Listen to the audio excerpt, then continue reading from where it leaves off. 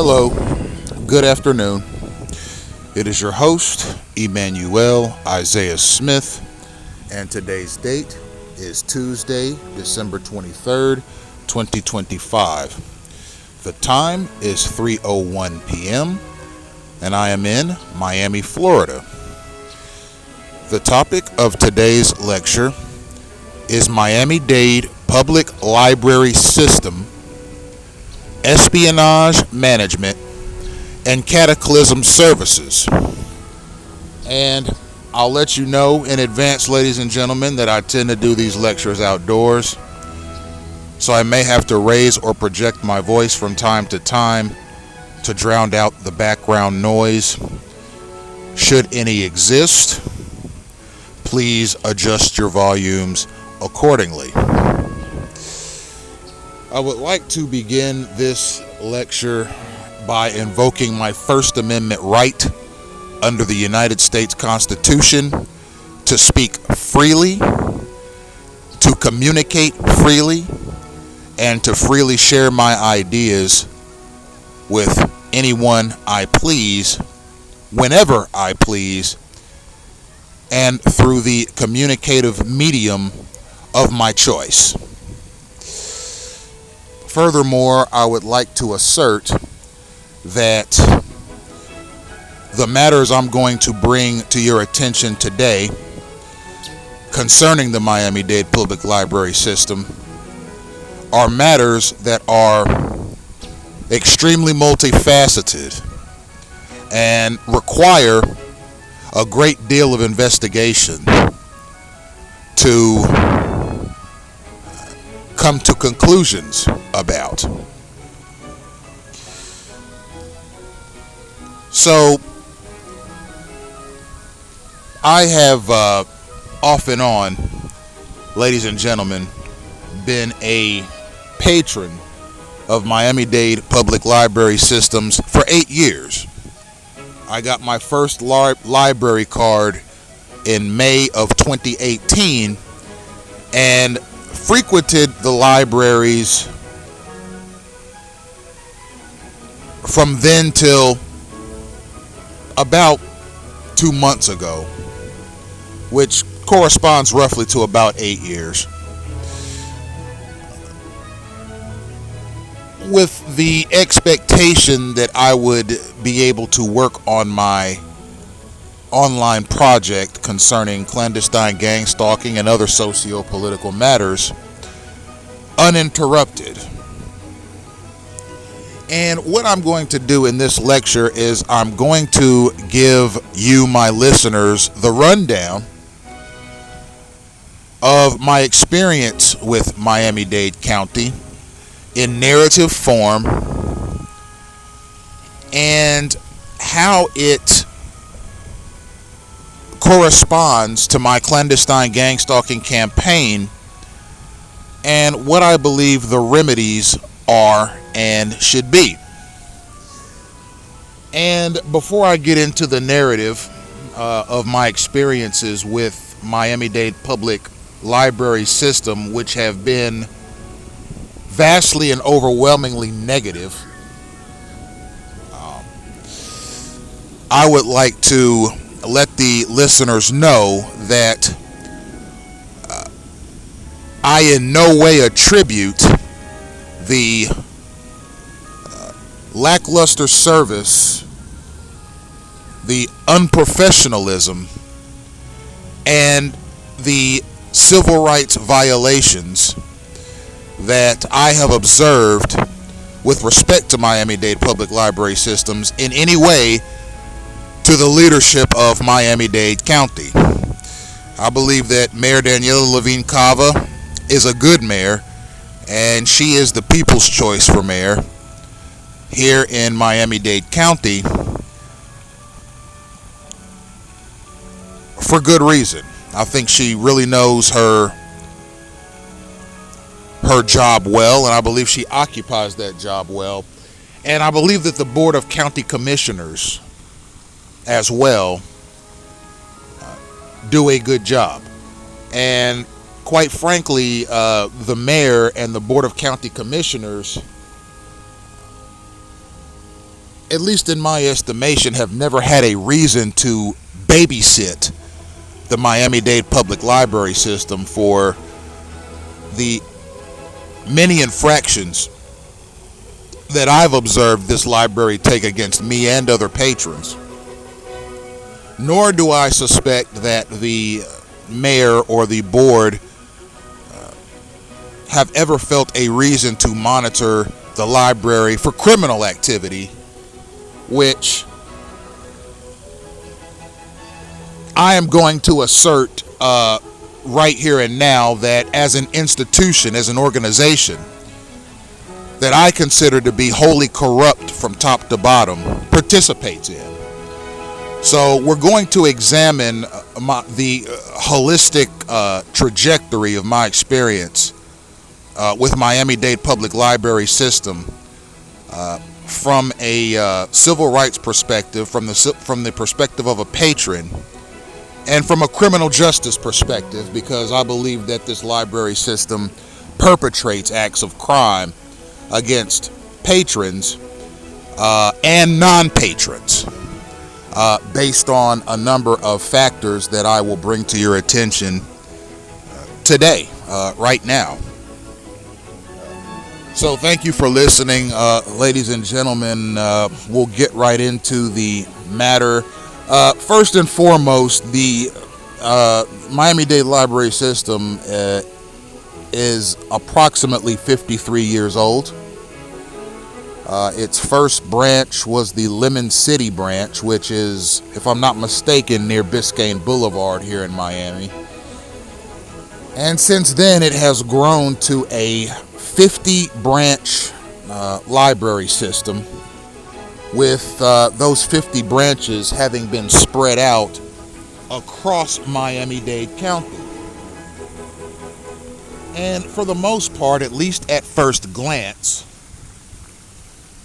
anyone who plans a visit to Miami-Dade Public Library, or anyone who has visited the various branches a handful of times at least, will most likely be of the mindset that it's a library like any other.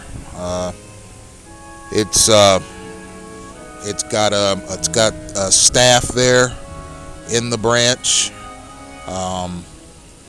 It's got books, movies, a children's area, personal computers that you can log into and do browsing and printing, scanning, etc. It's got a rental policy. You can rent books and movies, obviously. You can rent tablets and laptops. And you can borrow things like USBs if you need to use the scanner, etc., etc. And it comes off initially as any library comes off. And that is as a place that a person can go to use public resources, which I obviously suspect that the way that the library system is run from top to bottom, it's not run as a public library. It's not run as a public resource. It's run almost like a country club or a semi-private social club, in which some people are welcomed and some people are not. And there's a hierarchy of staff. All right, you have a director at the top who may or may not be appointed to that seat by county government. Then beneath him you have an assistant director. Then you have a handful of operations managers, which are for all intents and purposes the equivalent to a district manager in a retail store. They collectively oversee several branches. And then you have the branch level employees. Those are the employees that you see when you walk in, etc., etc. Unlike the operations managers and the directors who work at the downtown location on West Flagler Street, and you don't see them as often because their job is not so much face-to-face customer interaction as it is office work and their duties as persons on more of the corporate side of things. And every branch has security guards. Some branches have armed security guards. Some branches have unarmed security guards. And the downtown branch employs the use of Miami-Dade County police officers to do the security at that particular branch, probably because that's where a good many of the operations managers, the assistant director, the director, and corporate officers in the company, other corporate officers,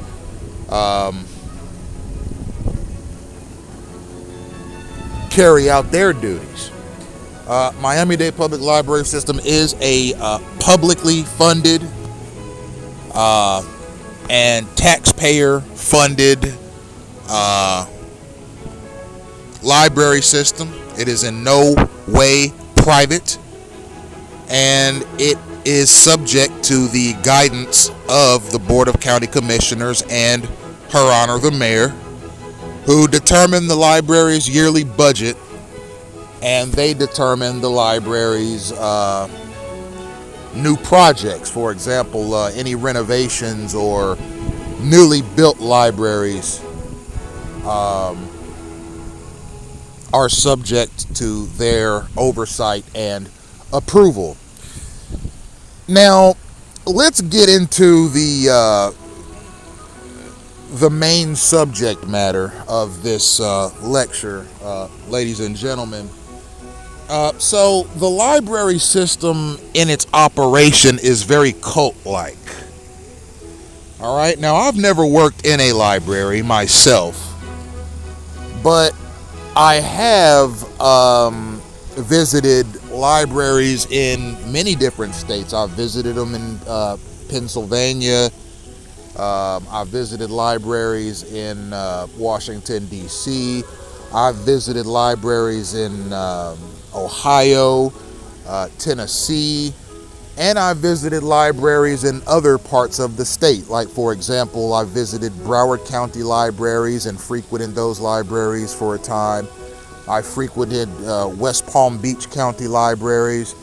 I frequented Martin County libraries for a time. I frequented St. Lucie County libraries for a time. And the only library system out of all of these that I felt disenfranchised in was the Miami-Dade Public Library System. And it has a cult-like atmosphere with respect to the staff members and the patronage. With respect to the staff members, they all follow a very strict code of interaction with patrons. You'll notice right off the bat that if any patron tries to get the attention of one of the staff members, they almost, with sort of a monolithic unison, will either snap at the patron or project their voice at the patron in a way that is extremely rude and extremely unnecessary, given the fact that these patrons that are trying to get your attention for services pay not only the salaries of the workers, but it's their tax dollars that build those libraries, stock those libraries with resources, and pay the bills of those libraries year to year. So, given those factors, you'd think that the staff members of the various library systems and the corporate employees and semi-corporate employees would have more respect for the patrons that come into the libraries. But you'll notice that across the library system, the people that work in these libraries typically interact with the patrons in a way that is stiff and rude. And the reason for this I've found to be is not necessarily because the branch level employees of these libraries are just always having a bad day. It's because the staff members, particularly the in-person staff members of each of the branches, are perpetually afraid, frightened, scared, and anxious of the patrons. And here's why. It's because the Miami-Dade Public Library system, like any library system, is one that you can walk in and out at your leisure. If you're a patron, you can walk in and out of the library at your leisure. And that makes the staff members nervous because you never know who's walking into the branch. And you never know who's capable of what. I mean, the staff members at these libraries are always getting into verbal altercations with patrons. Sometimes the staff members get threatened by patrons. Sometimes the staff members get cussed out by patrons. Sometimes patrons come in there and go to sleep, and the staff has to wake them up.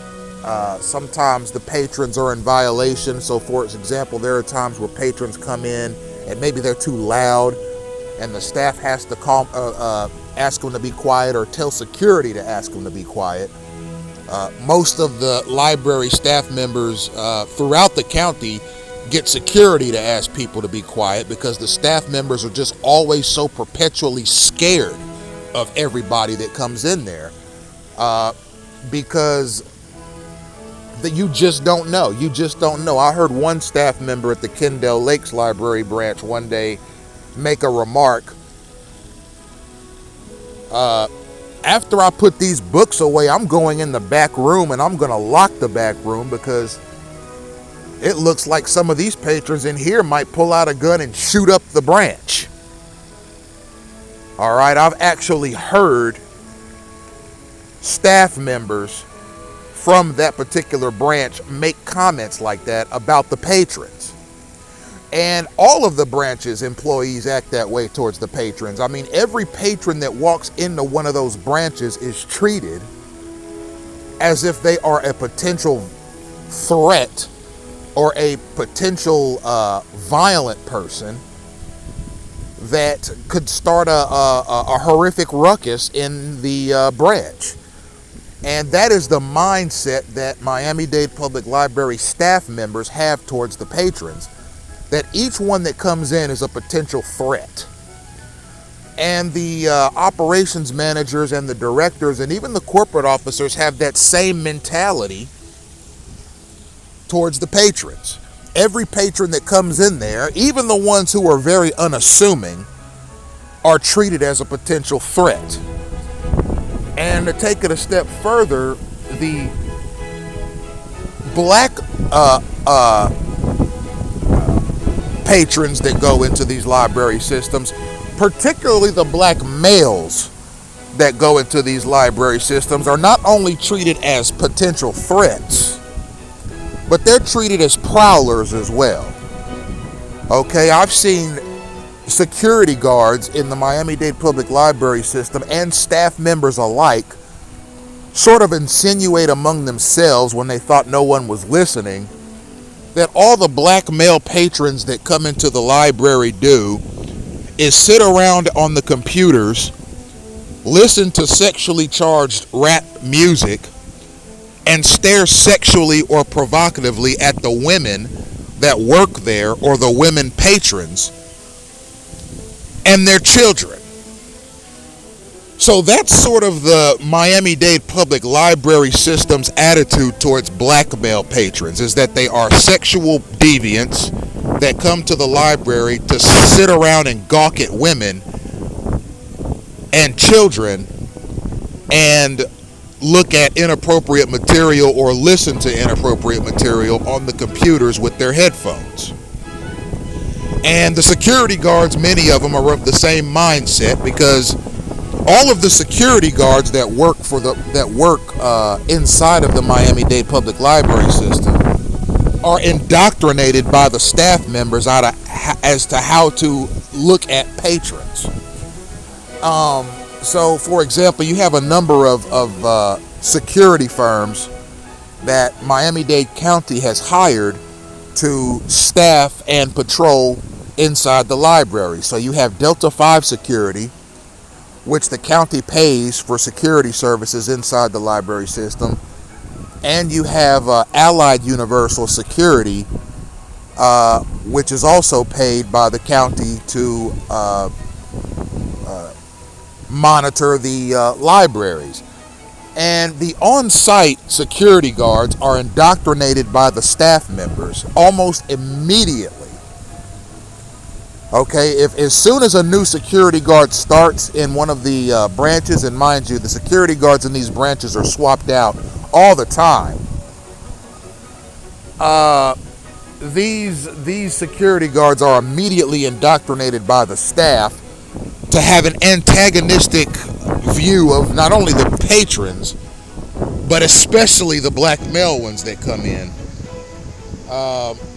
Because, like I say, the Miami-Dade Public Library System staff members, as a general, we'll call it in-house policy, treats the black male patrons that go to the library as perverts and gawkers, in what they might describe as a girl watcher's paradise, given the high volume of women that frequent the Miami-Dade Public Library systems and the large number of women that work in the Miami-Dade Public Library systems. Apparently all of the black male patrons frequent the library to stare at the women that go there, and that's countywide.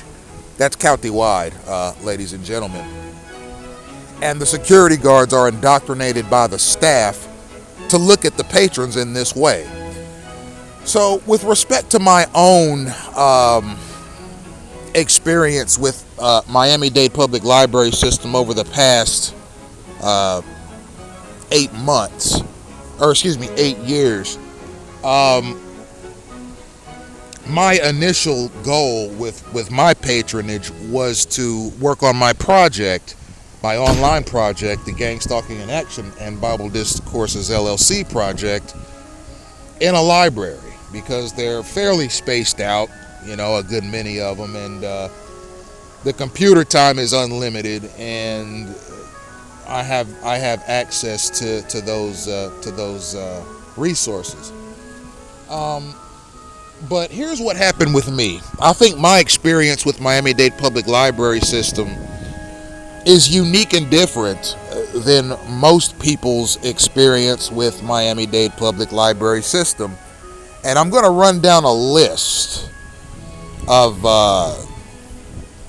experiences that I've had at Miami-Dade Public Library System to give you some insight as to what it is that I'm asserting. And I'll have you know, ladies and gentlemen, and I've actually mentioned this in previous discourses that I've given on my experiences with Miami-Dade Public Library System, in response to the various acts of disenfranchisement, hostility, and potential violence that I've experienced at the hands of Miami-Dade Public Library System staff members, operations managers, directors, and corporate officers. I have filed complaints against Miami-Dade Public Library System with the Mayor's Office, the Board of County Commissioners, the Office of the Inspector General for Waste, Fraud, and Abuse. I filed complaints against Miami-Dade Public Library System with the Miami-Dade Human Rights Commission. I filed complaints against Miami-Dade Public Library System with the Department of Justice. I filed complaints with the FBI. I filed complaints with IC3.gov, which is the electronic and surveillance reporting system of the FBI.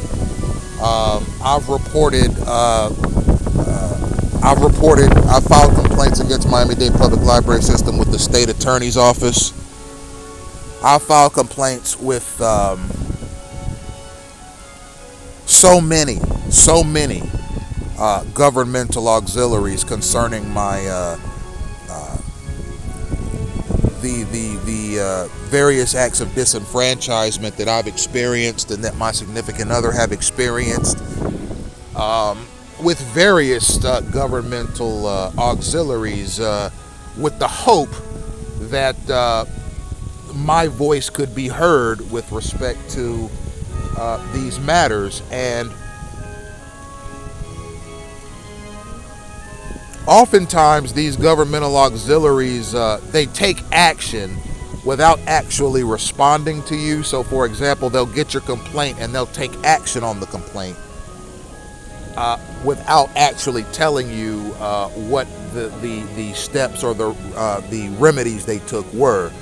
And that's for legal reasons. It's a dicey thing when a citizen files a governmental complaint against a taxpayer-funded library system like the Miami-Dade Public Library System, and there's a lot of legal red tape that could possibly generate from such a thing. So they oftentimes will take action without actually allowing you to know for sure what the action taken was.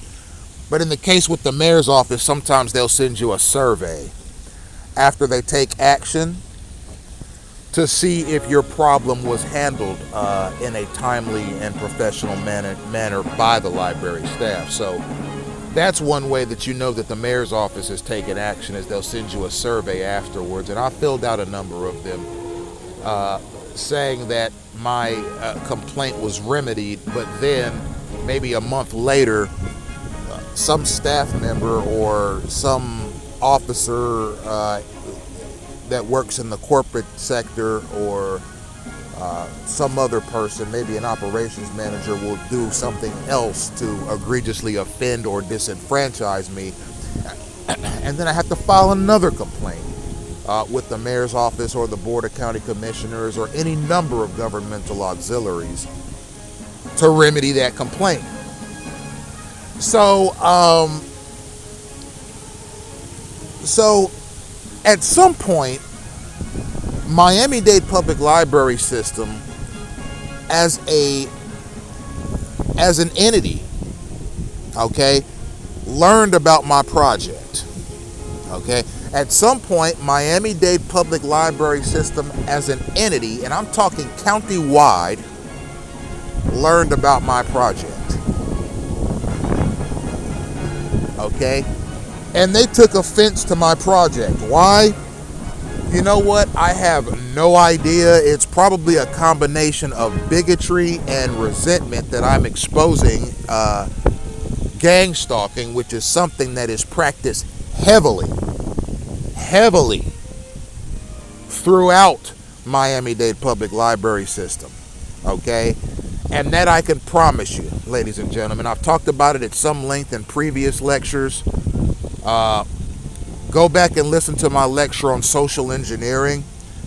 I spent a little bit of that lecture talking about some of the things that go on in Miami-Dade Public Library System in that lecture as well. And here's what I think happened. At some point, because I was a regular, I mean, I went often, probably 5 days a week for several hours a day, working on my project. And I think at some point, well, not I think, but obviously at some point, a number of the staff members at any number of branches that I visit, because I've visited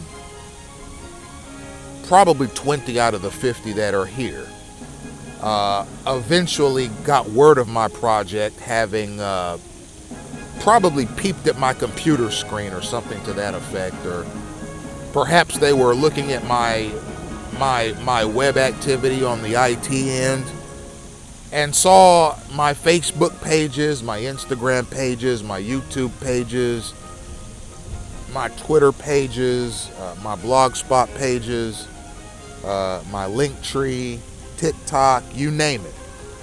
And I think that there grew an interest in my project within the library system. I think it may have started off with a number of employees who may have walked past my computer screen and saw my name on the Facebook page, or maybe they saw me recording something, or maybe they saw me typing a document, or working on a video design, or uploading a video, or curating a video, etc., downloading a video. And perhaps employees who happen to walk past my desk in the library and see me working on my project maybe found an interest in what it is that I do. And I think over time, word spread throughout the library system that there's a guy named Emmanuel Isaiah Smith, namely myself, who has a project where he talks about something called gang stalking. And I think at some point, as more and more library staff members started looking at my page on their own, I think that a number of the employees that actually use gang stalking to get rid of patrons like me, particularly the ones that they don't want around for whatever reason, I think they started looking into what I was alleging about gang stalking, and they looked at it and got scared. Okay, because keep in mind, as I said before, Miami-Dade Public Library employees, particularly at the branch level, are perpetually anxious, frightened, scared, and jittery of anyone and everyone that comes into the library. I mean, from what I've observed about the staff members inside the library system, it's as if they would like to come to work every day and do the entire 12-hour day without anyone coming in at all ever.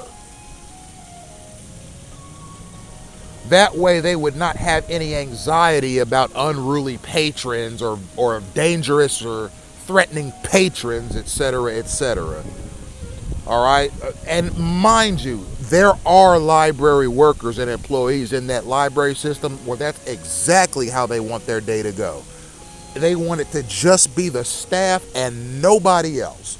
No one comes in, no one goes out, no patrons, no books checked out, no computers used, no printer, no scanner, no nothing. Okay? And there are persons in the mid and upper level management that would like for their libraries to be like that too. Totally empty all day long, every day, all year. Okay, because that way you don't have any potentially harmful or unruly people coming in, and that's all they're constantly looking for. That's the root of all their fears, is that patrons will come in there and perpetrate some act of hostility or violence against them. I mean, it is the most jittery, perpetually cold and uninviting experience you could ever possibly imagine in a library. I mean, and that's why. Because they're just constantly, in all 50 branches, just constantly afraid. And I have no idea why. No idea why. I've worked in retail myself, ladies and gentlemen. Okay, I know what it's like to work in an institution where there are locations where people come in and out and come and go as they please. Okay, you never know if your place of employment is going to get robbed or shot up, or if you're going to have some scumbag customer come in and rip the place up, or somebody come in there and try and start a ruckus. You just simply don't know. I've worked in many environments like that in the retail sector and in money services businesses where people were just able to come and go as they please. It's the nature of retail work. Okay, and unless you work in a corporate capacity in a corporate office building somewhere, anywhere, where you can only get into the building with name badges or eyeball scanners or electronic keys, and there's security and police officers everywhere, inside and outside the building. That's just the nature of going to work every day, especially if you work in a retail type of environment. You just simply don't know who's going to come and who's going to go. I have just found that Miami-Dade Public Library workers handle that prospect with the least amount of grace, elegance, and professionalism of any similar environment I've ever patronized. Okay? They are perpetually jittery, and sometimes they create false fear narratives so as to create a hostile environment for patrons they don't like. So, for example, me personally, word of my project spread throughout the library system, and a number of the employees that actually participate heavily in gang stalking inside and outside of the library system were looking at my project like, oh no, this guy's going to expose what we do. And I think at some point they used what I believe to be an undercover element or a private investigatory element to pester me inside and outside the library. Okay? I've asserted, ladies and gentlemen, in previous lectures that the Miami-Dade Public Library system has undercover operatives that are attached to them, and those undercover operatives are probably supplied by the county or the state to try and identify fugitives or criminals fleeing justice who might go to the libraries to hide out. And that's another thing about Miami-Dade Public Library system. They look at some patrons, and immediately, and the very first thing that comes to their mind is, oh, this person must be a criminal, somebody that's in this library to hide out from the police. Maybe they're wanted, maybe they're fugitives, maybe they're this, maybe they're that. They're just sitting around hiding from the police in this library system. Let's get rid of them. Right? And the scary thing about that prospect is this. They can use that narrative on anybody. They've used that narrative on me. Okay, I've had members of the Miami-Dade Public Library system imply to the police, that guy, Emmanuel, he's here every day. We think he's a fugitive from justice. We think he's a criminal. We think he's hiding out here. Okay? We have access to his first, middle, and last name. We have access to his phone number. We have access to his email address. We have access to his date of birth. We can give you his description. Okay? We can give all that to you, and you can maybe tell us if he's a fugitive from justice, or maybe he has an arrest warrant, or maybe he's a prison escapee or something like that. That's the disposition that Miami-Dade County Library employees have towards most of the black males that frequent that library system. It's a way of getting rid of patrons you don't want around. You basically, first of all, you criminalize them with your security guard. For example, one of the tactics that Miami-Dade Public Library System employees in the branches like to use against males that they don't want around is they'll walk up to them as they're using their headphones, and they'll stand next to you, and then they'll go back to the security guard. Now, it doesn't matter what you're listening to on the computer. You could be listening to a Mozart concert being given by the Berlin Philharmonic Orchestra, or you could be listening to a lecture on mathematics, or you could be watching a documentary on the founding of the United States. It doesn't matter what you're listening to. If one of the staff members at this library system wants to make you look bad or create a hostile environment, they'll walk up to you while you're using the computer, stand there for a few seconds, and then go and run and tell security, hey, tell that person sitting over there to turn off their headphones because they're listening to loud rap music, and I heard curse words and threats and violent activity on the rap music. Right? A total lie. Like I said, you could be watching a tutorial on how to build hot air balloons. Okay, you could be watching a tutorial on how to build a tree house. Okay, you could be watching with your headphones on your computer a tutorial on how to do a brake job on a Ford pickup truck. It doesn't matter what you're listening to. The protocol is this. If you're tired of seeing a patron, if you're tired of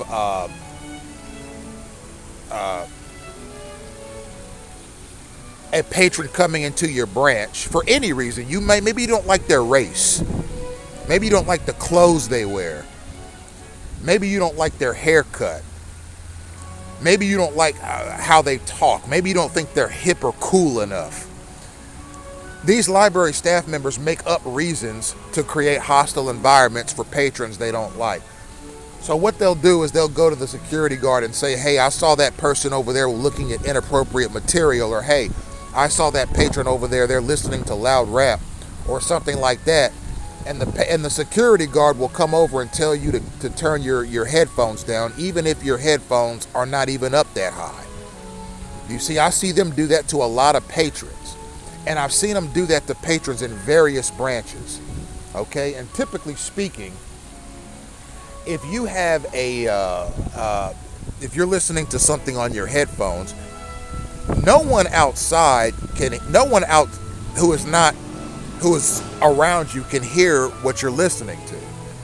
Okay, because most headphones that are sold these days have noise canceling features, and you can't hear what a person is listening to or watching anyhow. But it's one of the many tactics that Miami-Dade Public Library staff members use to disenfranchise patrons that they don't like. I mean, you could be sitting there watching an episode of Barney the Dinosaur, and the volume could be on 50%. And if one of the library staff members wants to disenfranchise you or make you feel uncomfortable or uneasy or even embarrassed, they'll walk up to you and say, hey, turn that music down. And it's like, I'm not even listening to music. I'm watching an episode of Barney the Dinosaur. And if you say anything back to them other than okay, then they'll go and run and tell security that you're being hostile or something to that effect. So that's one of the many tactics that they use to disenfranchise people at the Miami-Dade Public Library systems. Another tactic that they like to use is they like to use bodily functions to assault patrons with. Okay, and it's mostly the male patrons that do this, where they'll walk up to a patron that they don't want to see anymore for whatever reason. Maybe because unfortunately these library staff members can look at your address and phone number and name whenever they please. If you're logged into a computer, all they have to do is pull up. So the computers are numbered 1 through 25 or what have you. Let's say you're on computer number 10. If one of the staff members that works there wants to know who the person at computer number 10 is and you're logged in, they could just one click of the mouse, it'll pull up your name and all your vital statistics, really. And if they see, for example, let's say they don't like your address. Okay, let's say you're at the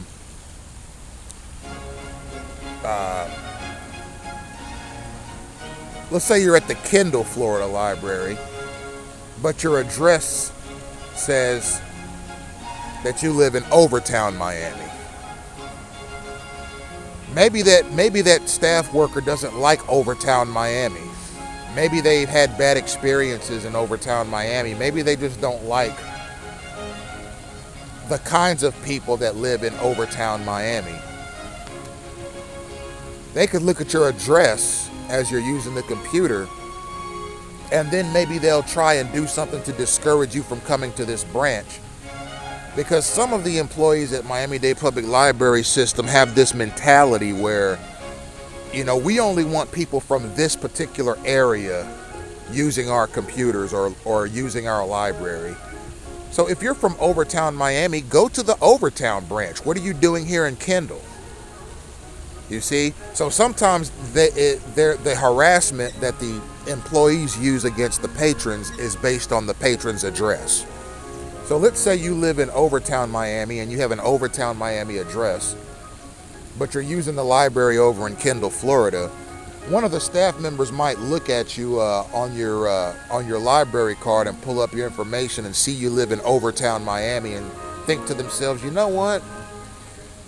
Most of these library branches prefer people that live in the actual city that the library is situated in. So let me try to discourage this patron from coming back here. So maybe the knucklehead will walk up to you and while you're sitting there using the computer, they'll walk past you and sneeze in the air real hard, so that spit comes down on you as you're using the computer. Or maybe they'll walk past you and start coughing uncontrollably, but it's not a real cough, it's a derived cough. But it's aimed at you, it's aimed at contaminating your air and disgusting you and making you feel uncomfortable. Or maybe one of the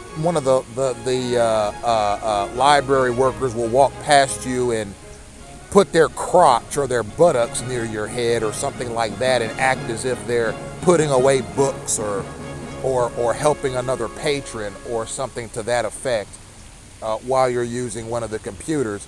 And here's why those are stuff like that, or buffoonery like that, is the tactic of choice for employees of the Miami-Dade Public Library System who don't want you as a patron in their libraries anymore. It's because those types of behaviors are difficult to prove as hostile.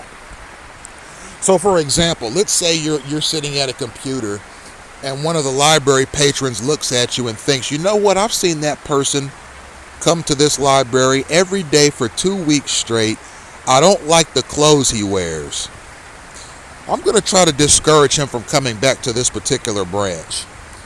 And that particular library employee walks past you and sneezes in the air, causing saliva to fall down on you. So let's say you get up angrily and you walk out of the library and you file a complaint against that employee with corporate. And you say, you know what, I was at your Kendall branch or your Kendall Lakes branch or your West Kendall branch or your North Kendall branch or et cetera, and one of your employees walked past me as I was using the computer, and for all intents and purposes sneezed right in my face, and I thought it was disgusting, and it's a biohazardous thing, and it's unprofessional, and it's also battery. I'd like to file a complaint against this employee. And by design, the Miami-Dade Public Library System does not give their employees name badges. So it's difficult to file complaints against the employees because they don't have name badges or name lanyards or anything that indicates their name. So it's difficult to report an employee by name, but see, that's by design.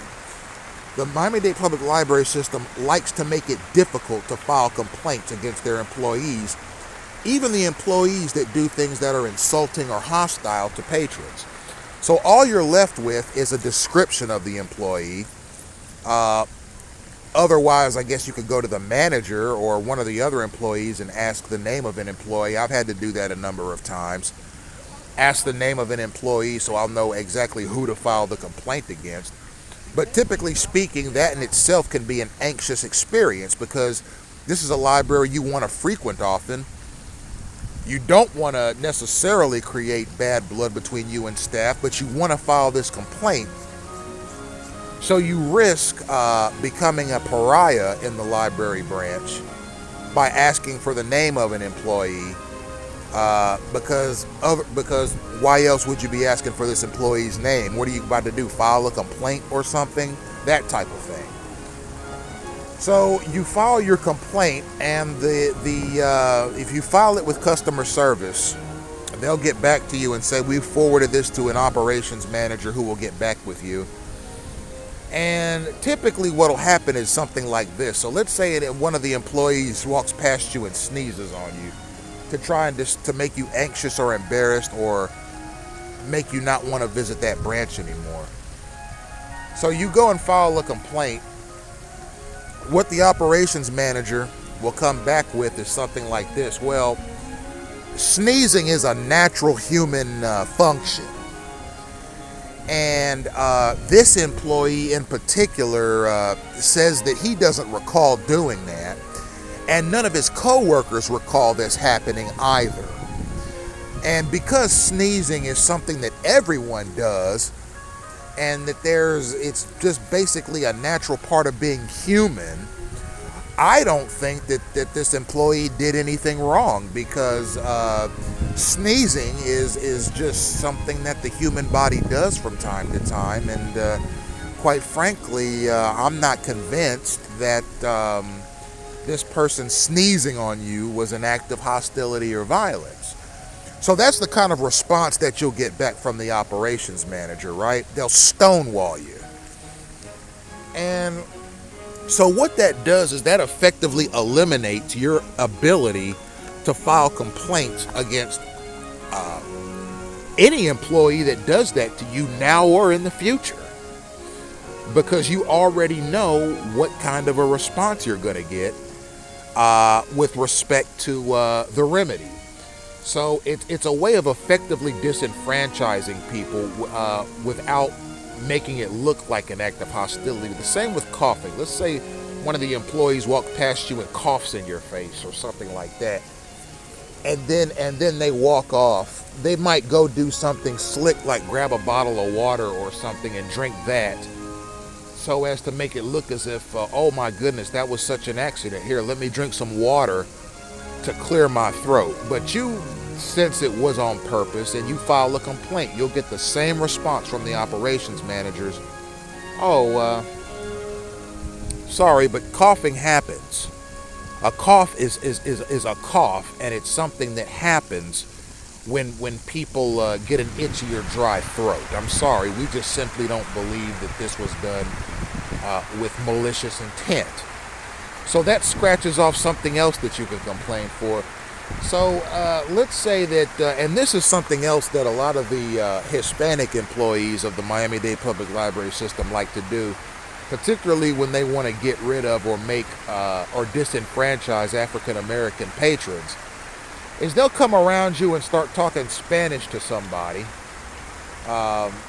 And if you're around or if you're in listening distance, they'll sneak the N-word or something like that in with the Spanish and do it in such a way so as you hear it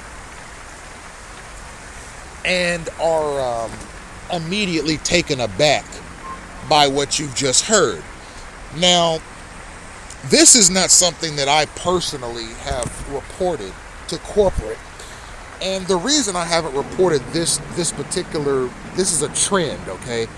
This is a trend that happens in Miami-Dade Public Library System. This is just simply something that they do to disenfranchise African Americans in particular, okay? And mind you, there are lots of languages around the world that have words in them that begin with the letter N and either end in A or R that could sound like that. You see? But there are also people who speak languages other than English who purposely use words that begin in N and end in R or A often when they're around African Americans, so that this African American can hear a lot of a word that sounds like a racial slur, and doing so in such a way where if the black person or the African American gets offended and says, you know what, I hear that a little too often, and they go and file a complaint, the employee's response would be, I'm just speaking in my native language. We have lots of words that sound like the N-word when we're speaking our Spanish, but that's not what it is. And then they'll go into this whole diatribe about, this is the word I was using, and this is the sentence that I was using it in. I wasn't using it in that way at all. And then one of the operations managers will get back to you with something like, well, we heard what you said and we know what you thought you heard, but that was in no way an attempt by this employee to disenfranchise you or make you uncomfortable about visiting our libraries. This person is a Hispanic person and they speak Spanish, and some of the words they use sound like that, and that's not what they're saying. And then you might come back with, well, I hear this from this employee every single time I go to the library. They say it loudly, and they say it in such a way so that it sounds exactly like that. Well, it's just the way that particular word sounds in the Spanish language, and that's not what they were saying, right? That's the kind of snark that you get back. And you know, I've taken Spanish in high school. All right, I got C's in it. You know, it wasn't particularly a language that I was interested in. I took it because I needed it to graduate. I needed to take a foreign language to graduate. I did much better when I took Arabic in college because it was a language that I was more interested in. But ultimately,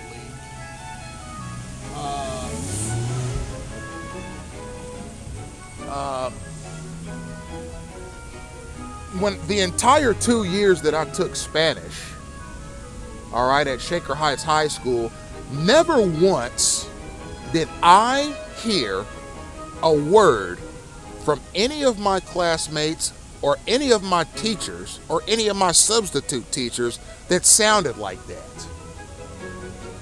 And we went through chapter after chapter after chapter after chapter of Spanish-speaking curriculum.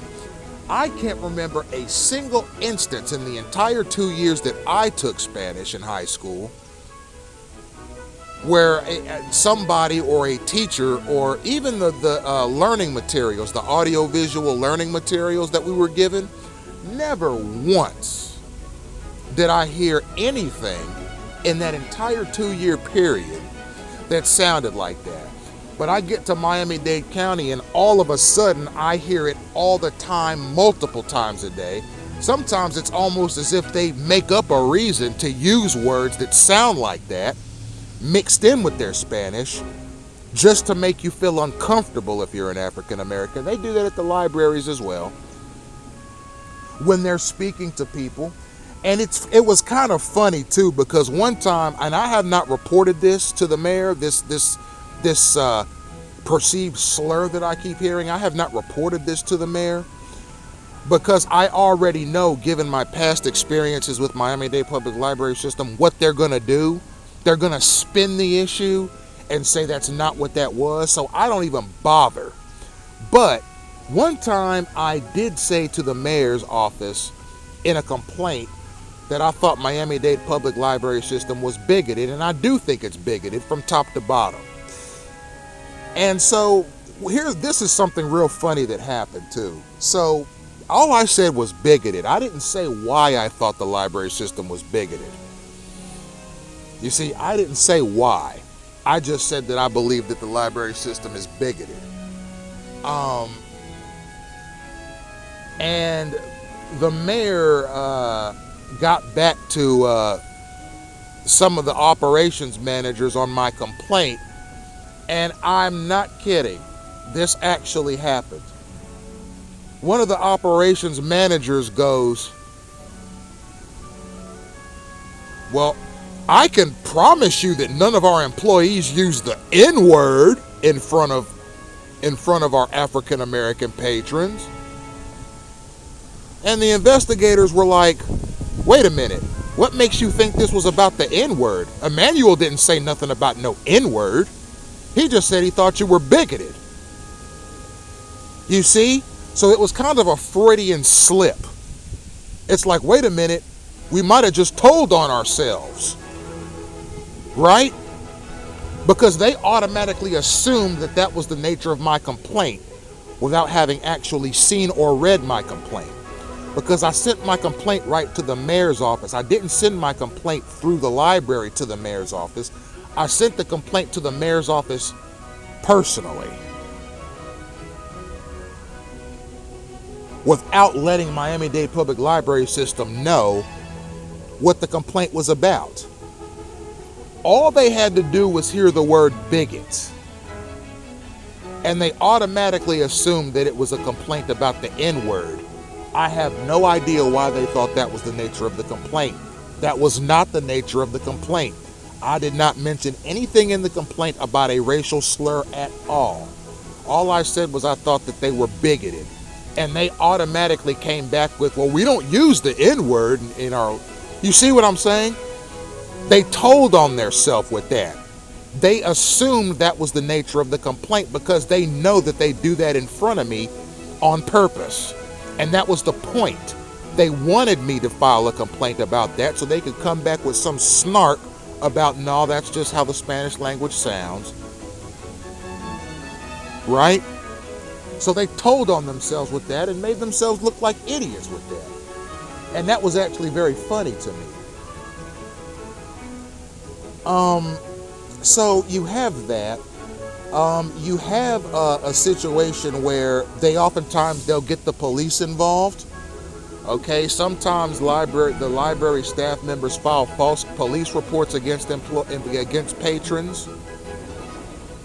Okay, and they can make up anything. I mean, the police, when dealing with the libraries, a lot of times, and I've noticed this, not only with myself, but with other patrons, the police in Miami-Dade County have a tendency, it appears, to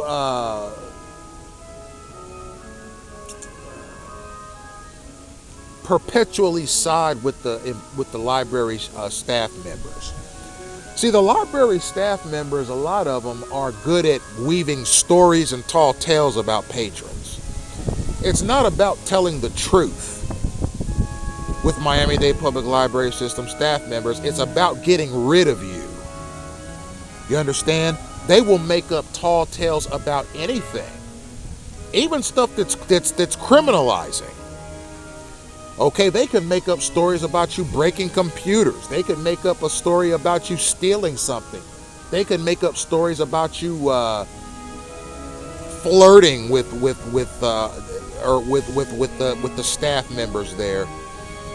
They can make up stories about you tearing up the bathrooms. They can make up stories about you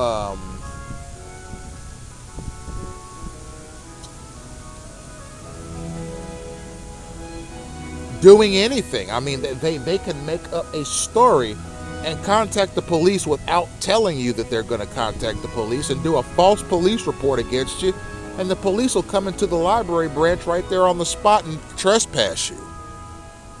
Okay, I've seen that happen to countless patrons due to made up tall tales by the staff, and I've had that happen to me as well.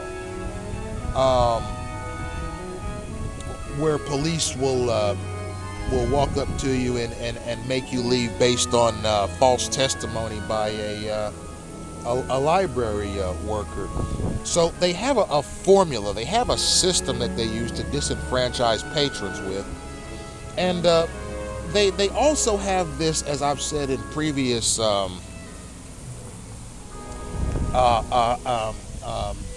lectures, a reporting system where they can do incident reports in your library file. Now, here's what's so sneaky and libelous about what they do with these incident reports. So, essentially, any library worker or any member of Miami-Dade Public Library System in particular can go into your library file, which is a federally kept file. A lot of people don't know that, but library files are federally kept. And library files are considered federal property. But you got these library system employees from the branch level on up to the director that can go into your library file and write anything and everything about you that they want to, regardless of if it's true or not, and click save.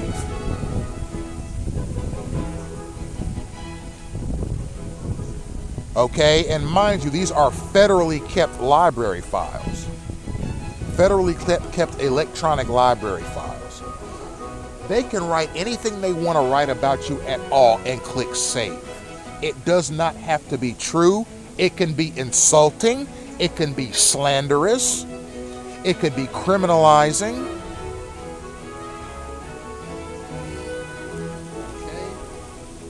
Because they work for Miami-Dade Public Library System, they have access to what's called an incident report, and they can write anything and everything about you at all. You see? But see, here's the kicker. A lot of the library system employees don't realize that any patron can do a public records request through miamidade.gov and find out everything that any library employee has ever written about you in your file. A lot of library system employees don't know that.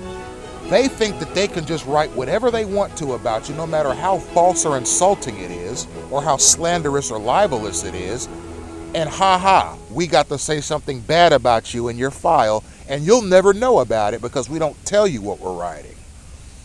A lot of the library system employees will write something bad about you in your file and not tell you at all.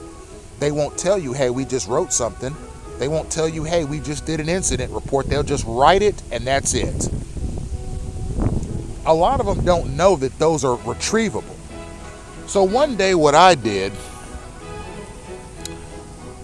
was I went on miamidade.gov and I looked in their public records request portal because I wanted to see if there was anything that I could find out that any library patron might have said about me. And mind you, it's not because of anything wrong that I did.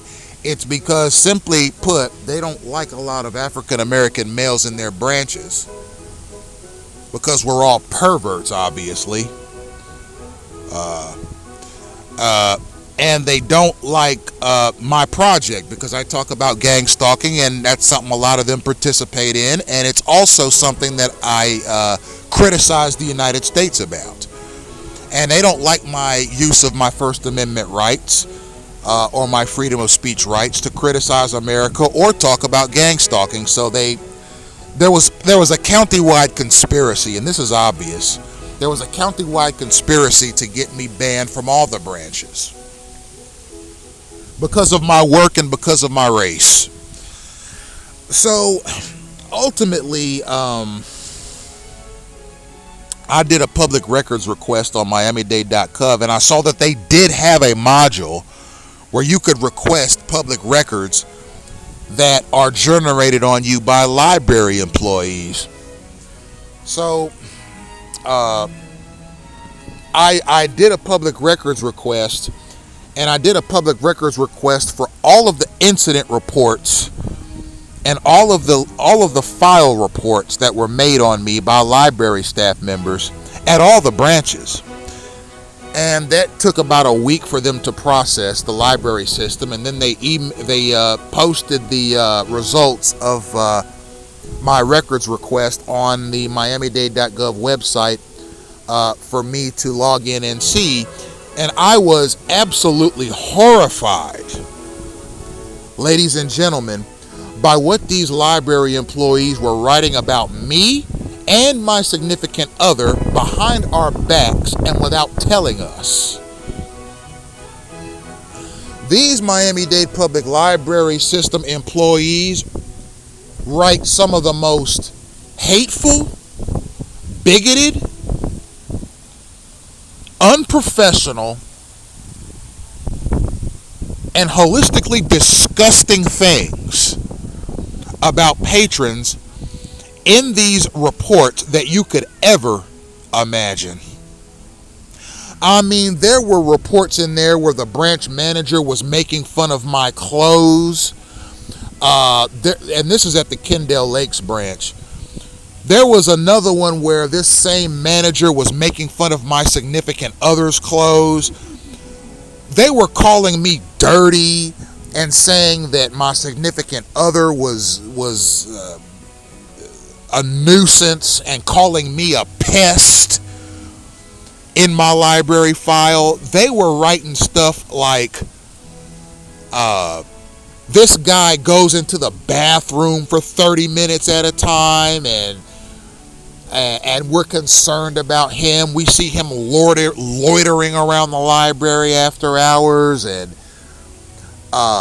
we think this man is threatening, and he is known for traveling around to various libraries and threatening people and starting fights in our branches and filing false complaints against employees.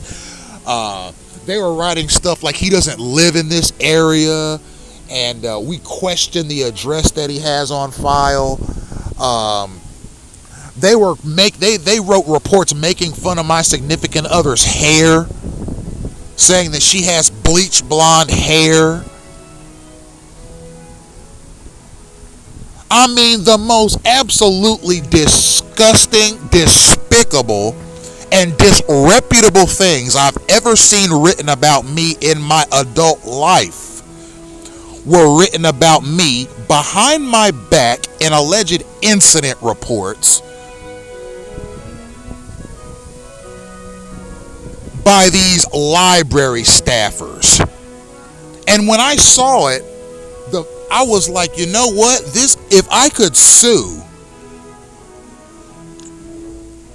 okay, for actual monetary damages and compensation for this garbage that these hostile and ignorant library staff members have written about me and my significant other, I would sue this very day and bring a lawsuit for libel, slander, and defamation of character, particularly in a federally kept library register. I was totally and absolutely disgusted, and I remain disgusted to this very day. So what I did was, a good lawyer is hard to find. I mean, if you want to sue for anything in Miami-Dade County, you're going to have to do some serious legwork. And by the time you finally find an attorney, if you find an attorney, it will have taken so long to find an attorney that by the time you find one, the statute of limitations on the infraction will probably have passed. So, having known that, I figured, you know what?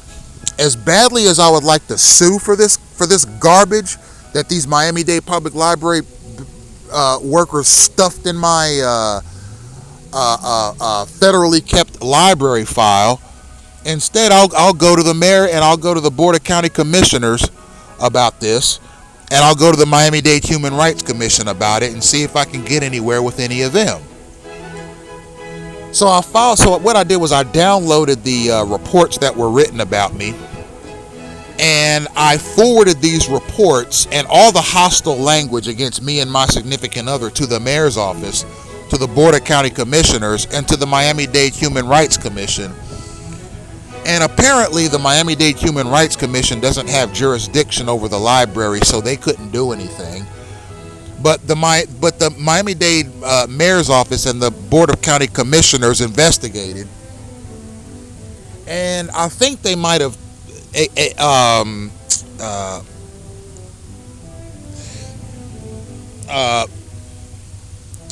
advised some of the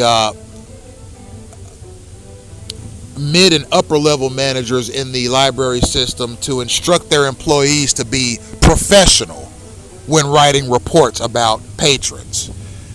The anger that I felt, ladies and gentlemen, when I read that garbage that those people wrote about me and my significant other, you wouldn't believe it. It was a seething anger that essentially emanated from my very pores. Okay, and that these weasels thought they could get away with that. They never knew that these records requests were retrievable. They didn't know that. And that's what makes what they do so weaselly. They write garbage like that about lots of people without their knowledge. and it just sits in a federal register, and your name is attached to it. And they just go home at night and then return to work the next morning as if nothing happened, while you have this derogatory comment sitting on top of your name, right? That they wrote just to be malicious. All right, that's malfeasance. And the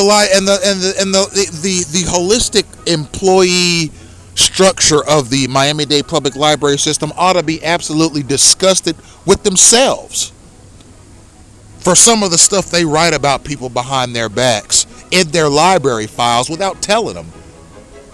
And that a person actually has to do a public records request to find out what was written about them.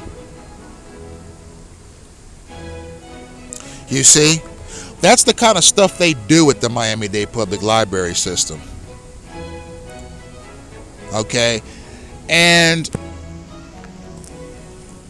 what a few of the library patrons do, now that they know that their words can be retrieved by the patron that they use derogatory language against, what a lot of the employees at the Miami-Dade Public Library system do now is they request that their names be redacted from the report, but that their comments remain. All right, think of that. A member of the Miami-Dade Public Library system, one of the employees or staffers, from the branch on up to the director, can go into your library file as a sovereign United States citizen and write a bunch of derogatory garbage about you and your loved ones in a federally kept report, and then block their name out from the report so that you, the patron, can't see which employee wrote it. So you can't file complaints against the employee who wrote the derogatory statements about you. It's incredibly weaselly. 1 second, ladies and gentlemen.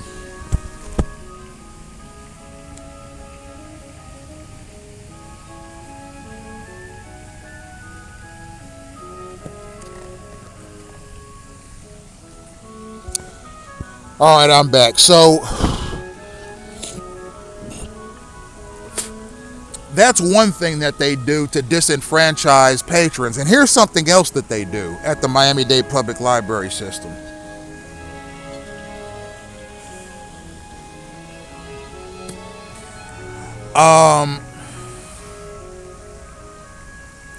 They have the power to disconnect your library card at any time without notice. They have the power to ban or trespass you from any branch or all the branches without notice. And they do that a lot. I have had my tablet hacked by members of the Miami-Dade Public Library system. I suspect it was members from a number of the male members from the Kendall Lakes branch, the West Kendall branch, the Miami Beach branch, and the Aventura, Florida branch. I know for a fact that they've hacked my tablet to gain insights into what I write and record about gang stalking, and also to steal design ideas. I suspect and actually know that there are persons in the Kendall Lakes Library branch that actually hack my tablet and watch me do designs live. Not out of admiration, but so that they can steal design ideas.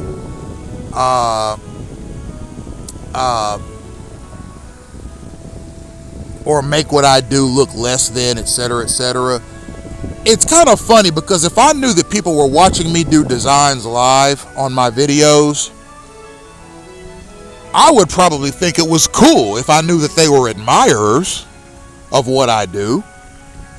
But if it's a member of Miami-Dade Public Library system, especially a staff member that I've filed complaints on in the past, why on earth are you hacking my tablet? Why are you hacking my email so you can read any complaints I've filed against you to county government? Why are you hacking my cell phone so you can see if I've made any calls about you to anybody? Why have you hacked my significant other's bank account to see what kind of money she makes?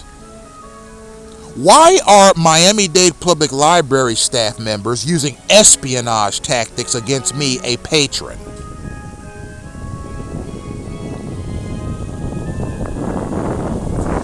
It's because A, they don't think I'll ever find out.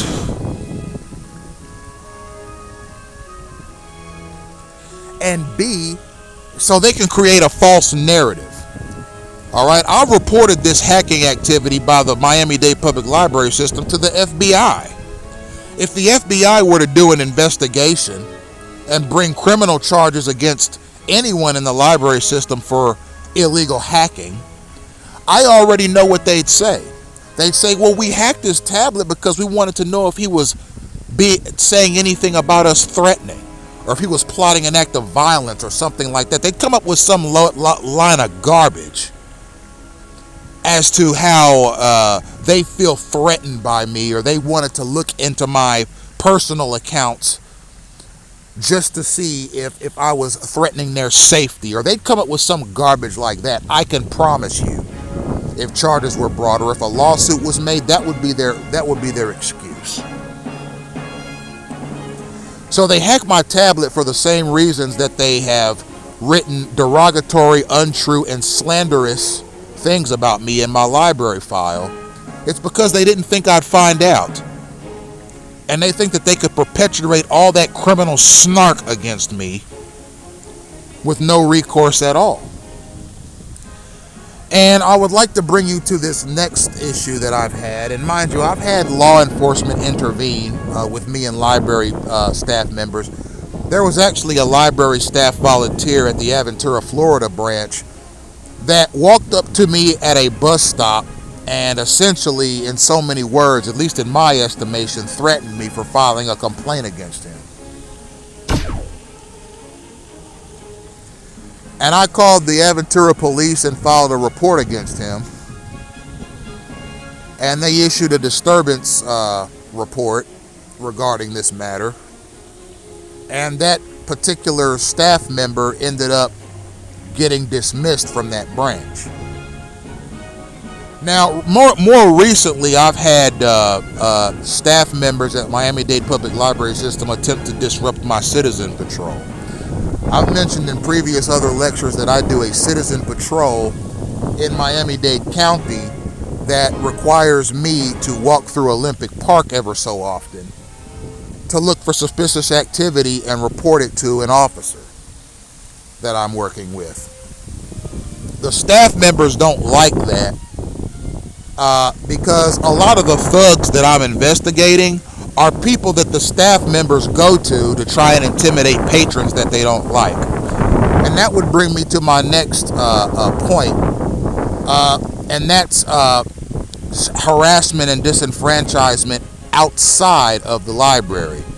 So I know that the library has hired private investigators to follow me around town. This is in response to complaints that I filed against the library staff at Kendall Lakes and various other libraries to county government. And they want to see if I'm meeting with attorneys and so forth. So they have hired private investigators to follow me around town. And in addition to that, there are undercover operatives that are provided by the state that patrol inside and outside of the libraries to look for people who might be wanted or fugitives or persons hiding out in the libraries from the police. Okay, and a few of these undercover operatives know of my complaints against the staff, and they retaliate against me on behalf of the staff members by using thuggish gang stalking elements to pester me around town. And the way I know that these are from Miami-Dade Public Library is because they operate in units of two. So two thugs might get on a bus and hover over me or something like that, or two thugs might approach me in a restaurant and hover over me, or two thugs might approach me in a mall and hover over me, or two thugs might walk up to me in a retail store or somewhere and hover over me, and I have to walk away from them. Those are from Miami-Dade Public Library System's undercover units. Okay, the ones that investigate fugitives, which I am not, nor do I have any arrest warrants, nor do I have any criminal record to speak of. But the ones that travel in packs of 2, not 3, not 5, not 10, but 2. The ones that travel, the stalkers that travel around in packs of 2, those are the ones from the Miami-Dade Public Library System's undercover units that are meant to pester patrons that the library has expressed a fear of. Right? So you factor that in to the false police reports, the slanderous and backbiting incident reports that they write in your library file, and the various other disgusting and or unprofessional means that they use to get rid of patrons that they don't like. You factor all of these things together, and what you have is a clownish system of disenfranchisement that is, quite frankly, it's newsworthy. I would like to see a news team do an investigative report so that the whole entire county can see how these people treat patrons. Okay, and yes, they're trying to disrupt my citizen patrol, and they actually got with an officer named Officer Hunt to try and threaten me personally.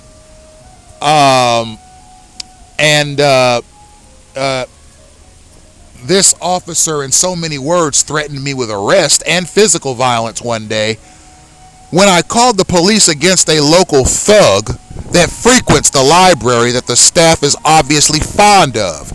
And yes, some of the staff members at various branches form relationships with felons and thugs and instruct them in various intervals to harass patrons that they don't like. I filed a police report against one of these thugs, and one of the police officers that the library system has gotten with to try and vilify me responded to the call and essentially threatened me with jail and violence, use of force.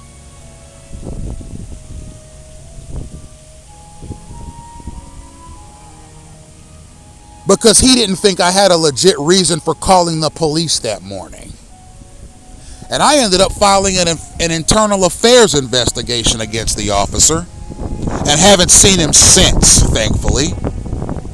And that's part of the repertoire of disenfranchisement, harassment, and thuggery that the Miami-Dade Public Library staff members use against patrons they want to get rid of. And I'll reiterate, ladies and gentlemen, they want to get rid of me because of my race and because of my political dissidence. Okay? I suspect that members of the Miami-Dade County Library System, not only at the branch levels, but also the mid and upper level managers, have conspired with local thugs to harm me and or my significant other with violence, which never materialized because I've corresponded with the police on this matter. Okay? Add that to the repertoire of thuggery, malfeasance, and degeneracy that Miami-Dade Public Library System uses against patrons it doesn't like for any reason. Okay? And that brings me to my next point. So I believe it was April 4th. And there's a police report on the books with Miami-Dade Police Department, the Hammocks District Station, that corroborates and backs up and validates what this story that I'm about to bring to your attention now, ladies and gentlemen. So on April 4th of this year, I was sitting in front of the library with my significant other waiting on 9:30, because that's when the library opens. They're open Monday through Thursday, 9:30 to 8 p.m., and then Friday and Saturday, 9:30 to 6 p.m., and they're closed on Sundays. So this particular day, which was April 4th of this year, I was sitting in front of the library with my significant other. It was about 9:30. The library was getting ready to open. And a local thug that I had filed restraining orders against approached me and her and began filming us with his phone and yelling out racial slurs and derogatory slurs and threats of violence against me and her right there in the library parking lot. And this particular person is he's a 62-year-old Hispanic male of Cuban descent who has a criminal record a mile long, and he was actually in the West Palm Beach Post newspaper in 2013. They actually did a news story on this thug for threatening employees at the Palm Beach Breakers Resort with a box cutter. Okay, that same thug walked up to me and my significant other in the library parking lot and started a ruckus with us randomly. I called the police,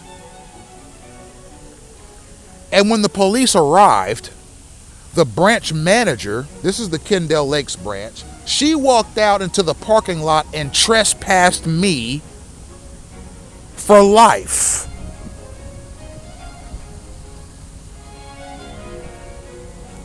From the Kendall Lakes library system, because she said that I was being loud on the phone when I was talking to dispatch. And she said I was swearing on the phone when I was talking to dispatch. So I got trespassed from that particular branch for life. And that thug, the one that started the altercation, is still allowed to go there. Okay? Miami-Dade Public Library System employees work with local criminals, thugs, and convicts to get rid of patrons. I have no doubt in my mind, ladies and gentlemen, that scenario was staged by Miami-Dade Public Library System as a way of getting rid of me as a patron because of my race and because of my online project, which exposes a lot of what the employees there do. Another thing they like to do is they like to pick through my project. So, like I said, word of my project has spread through the Miami-Dade Public Library System, and quite a few of the members, of the staff members, know about my project, and quite a few of them know my Facebook URL, my Instagram URL, my YouTube URL, and they know pretty much how to pull up any of my websites because they're public. I want the public to see them. I mean, you can Google my first, middle, and last name, Emmanuel Isaiah Smith, and you will see, you will have access to pretty much all of my work, which I offer to the public for free. So a lot of the library staff members, what they're doing these days is they're picking through my project on a daily basis. And they're looking through my posts. And what they're doing is they are reporting my posts to the police as threatening or violent to them. And I'm going to give you some semblance of the kind of garbage that these people are doing to disenfranchise me even further. So here's what they'll do. So for example, let's say I design a video for a gang stalking in action video topic, or I design a video for a lecture topic, and let's say that the video contains a picture of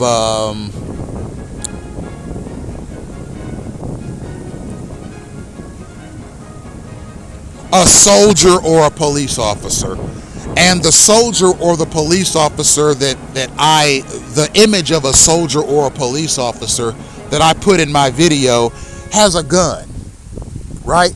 That is not uncommon. Most police officers have a gun right on them. It's protocol. And a lot of soldiers carry guns as well. It's protocol. So if I put a picture of a police officer or a soldier in one of my videos, and the soldier or the police officer, and this is an example, okay, has a gun, one of these jerks in this library system will nitpick through the post and go to the post and click on the video and see a picture of a soldier or a police officer in the video, and they'll go and report that post to the police as a threat because there's a gun in a video that I designed. Okay, the police interaction will sound something like this. There's a patron that we've had multiple problems with, and he is threatening the use of violence with firearms against our library staff. He has a video on his Facebook page that features a person with a gun in it, and we believe that video is aimed at our staff. Right? The video doesn't have to be about Miami-Dade Public Library System. The video could be about firearm safety. But they will skip through all of the points or the talking points of the lecture and just report the image of the video as threatening to them. There's actually one knucklehead that works in the Miami-Dade Public Library System who actually does this. So he'll go to a bunch of my pages, right, and nitpick through them, and he'll do something like this. He'll listen to like 30 seconds of a lecture,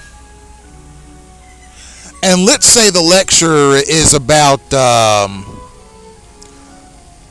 the Civil War, or let's say the lecture incorporates elements of the War for Independence, and I talk about the Battle of Antietam. Let's say I'm talking about the Civil War and tying it into a politically themed lecture, and I'm talking about the Battle of Antietam in the Civil War, and I talk about the weapons used. Okay, they used rifles with bayonets. This jerk will go to that video and listen to 30 seconds of it, and as soon as he hears bayonet or rifle, he'll stop the lecture and he'll go and file some sort of a report, either to his supervisors or to the police, saying that I'm on a video threatening staff members with a bayonet. You see, that is something that they do in Miami-Dade Public Library System. They will ignore all the context of something you say or do and report it to somebody as a threat to get you kicked off the property or suspended with respect to your library privileges. Okay, that is something that they do. They use fear narratives heavily in Miami-Dade Public Library System. Okay, and yes, this video that I'm posting now, I can promise you, ladies and gentlemen, that dozens of Miami-Dade Public Library employees will hear this, because they like to nitpick through my project as it is and find false narratives to use for reporting purposes. So they will definitely nitpick through this. As a matter of fact, they nitpick through my significant other Lori's web activity as well. She likes to go to the library and watch movies.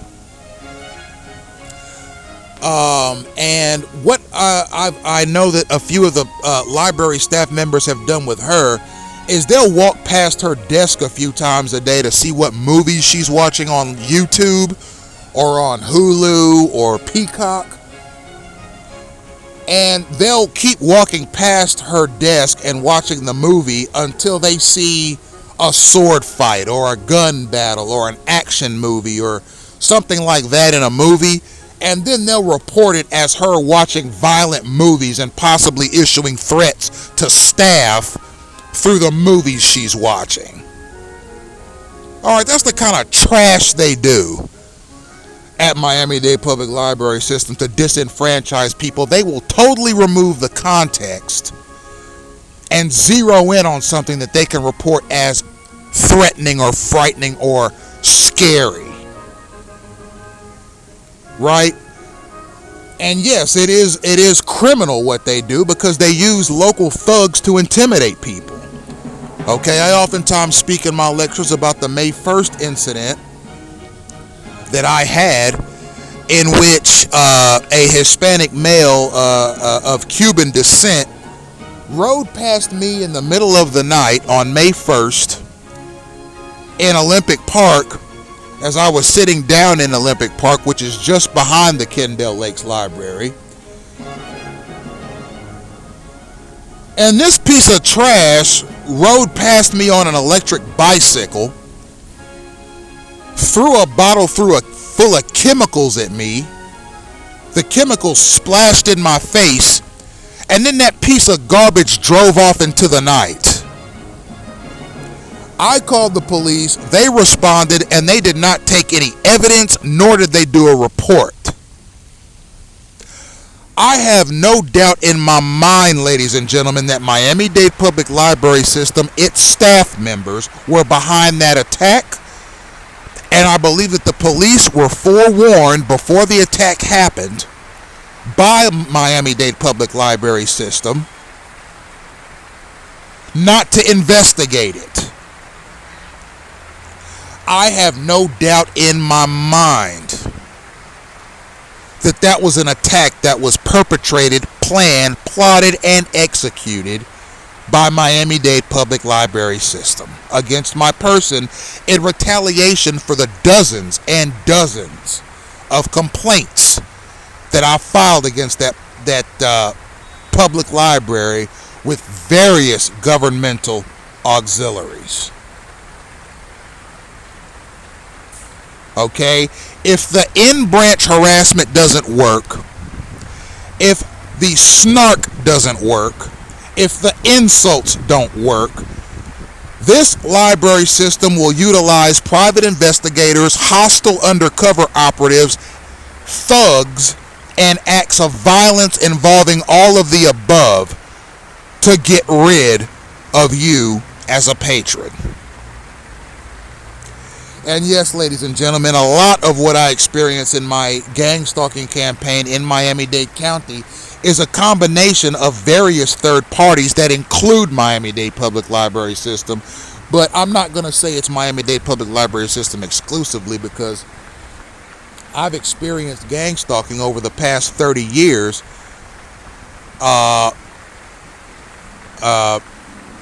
in Ohio, Tennessee, and Florida. And only for the last 8 years have I experienced it at the hands of various members in Miami-Dade Public Library System. And another reason why Miami-Dade Public Library System, its employees, are so hostile to me or my significant other is not only because of the complaints that I file, they resent that, but it's because one or more of the library staff members, particularly at the Kendall Lakes branch, lives within 3 miles of the branch. And they just don't like me in the area. They don't like me in the area because one of the employees lives in the area, corresponding to the Kendall Lakes area where the library is situated. Okay, it's in walking distance from this particular employee's home. And a lot of the hostile retaliations and the instances of thuggish violence that I experience is done on his behalf, because there are various members and staff members of the Miami-Dade Public Library System that do not like the fact that I and my significant other frequent a library that is that close to this particular employee's home. Okay? So, you know, as you can see, ladies and gentlemen, I mean, I probably have spies from Miami-Dade Public Library System around me right now listening. Okay, as I said, they have an undercover operative unit that patrols all 50 branches to look for potential wanted persons, etc., etc. Or just anybody the staff members don't like. You can be pestered by undercover operatives who act like thugs and animals. I've done many videos on the Miami-Dade County undercover operatives, the ones that pester me. Okay, they are extremely hostile and violent, and a number of them are indexed to Miami-Dade Public Library System. Okay, this library system ought to be investigated criminally. Okay, they give out in my own judgment, they give out illegal contracts. For example, there's a painting company called L&R Painting, who the library system paid them to do a 30-day paint job on the inside of the library. Okay, and the employees, the painters, were told to harass me and my significant other by the staff.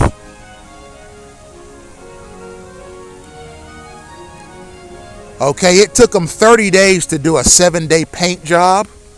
And the reason they drugged that paint job out is so that they could maximize their time in the actual library branch. So they could maximize the time that they could harass me. And here's how I know that it was the work of Miami-Dade Public Library System. So this contract that was given to L&R Painting, this contract was to paint the inside walls of the branch, right? It's a 1-day paint job, at the most 7 days. They stretched it out to 30 days so they could repeatedly come in there and do things like this. So for example, I had one of the painters nearly hit me in the head with a ladder when they walked past me. I've had another one of the painters asked me a bunch of personal questions about my name and address one day. Okay, another one of the painters nearly collided into my significant other when she was entering the library. Okay, there have been times where I've had those painters follow me down the street.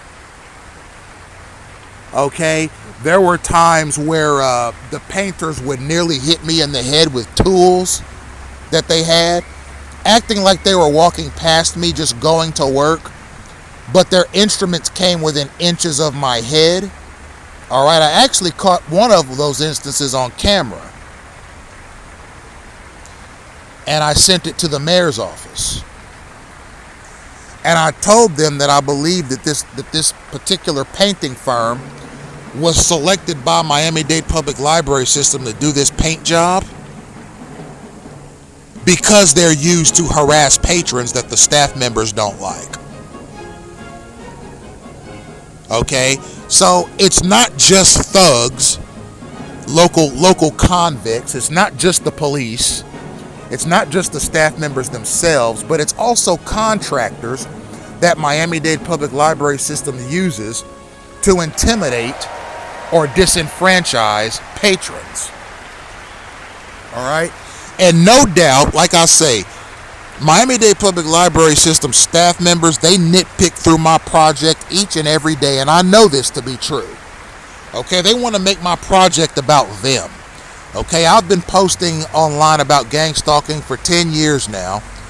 I started my project in Dayton, Ohio, before I knew that Miami-Dade Public Library System even existed. So I've been posting about my experiences with gang stalking in several states that I've experienced this in.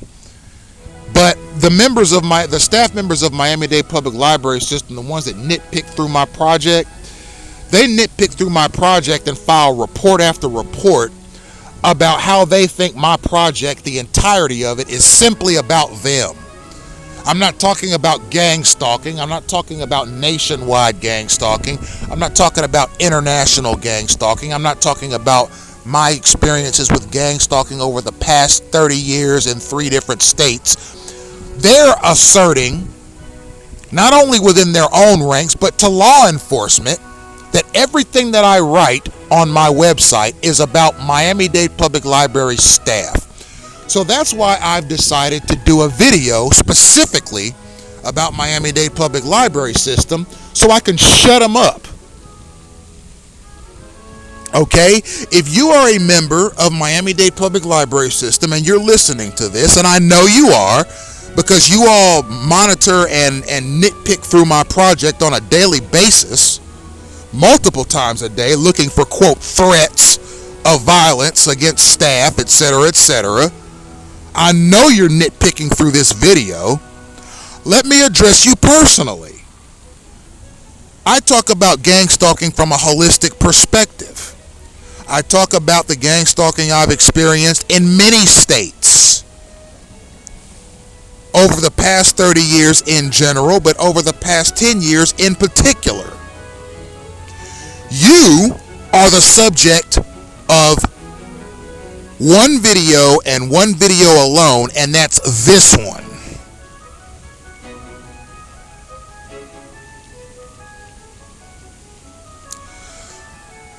Okay, and ladies and gentlemen, gang stalking is a very multifaceted and multi-layered enterprise. It utilizes employees from many different companies and employees from many different governmental sectors, including the Departments of Defense and Departments of Justice.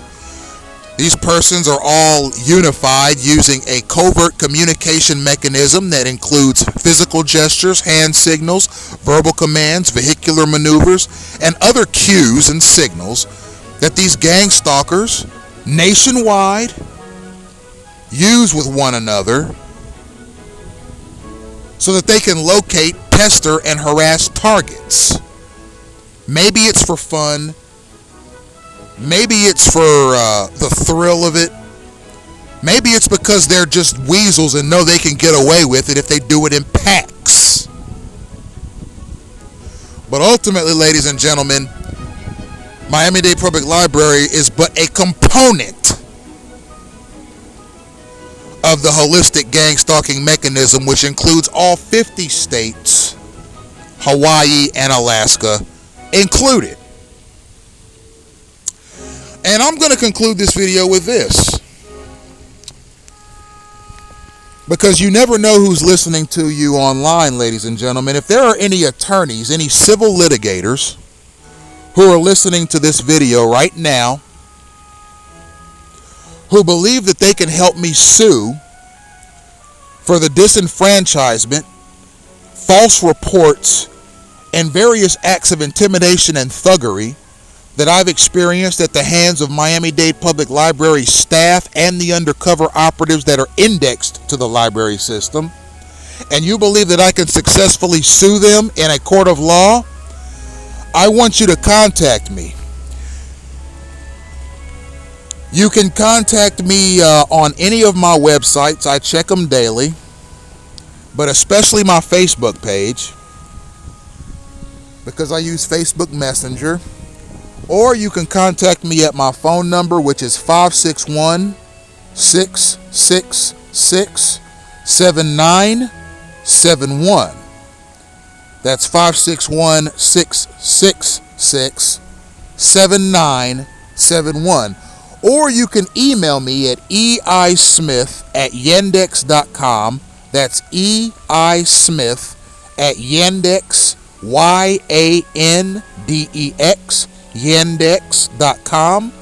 Or you can email me at Bible Discourses, all one word, at gmail.com. If you are an attorney or a civil litigator that thinks I have a legitimate lawsuit against Miami-Dade Public Library System and you believe that I can successfully sue them in a court of law, I welcome your feedback, I welcome your call, and I welcome your business.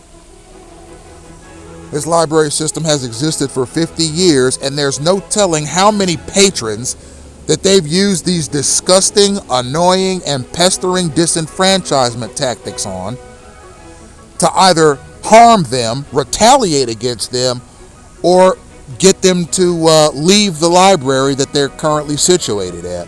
And mind you, ladies and gentlemen, as I said, I was banned from the Kendall Lakes Library for life.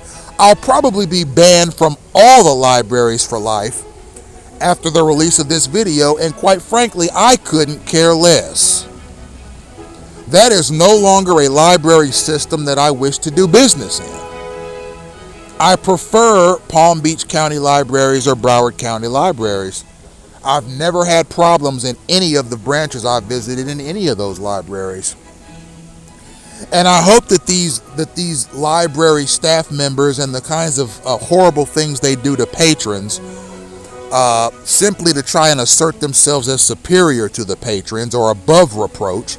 I hate to think of all the patrons they've done this to. All right, I hate to think of all the patrons that they've disenfranchised using this system of disenfranchisement that this library system is known for. I would hate to think of the sheer number. And as a matter of fact, I wouldn't be surprised if certain persons in this library system have conspired to murder patrons for the fun of it. And I challenge the FBI and the Department of Justice generally to do an investigation as to potential conspiracies to commit murder involving Miami-Dade Public Library staff members. And here's where you can start.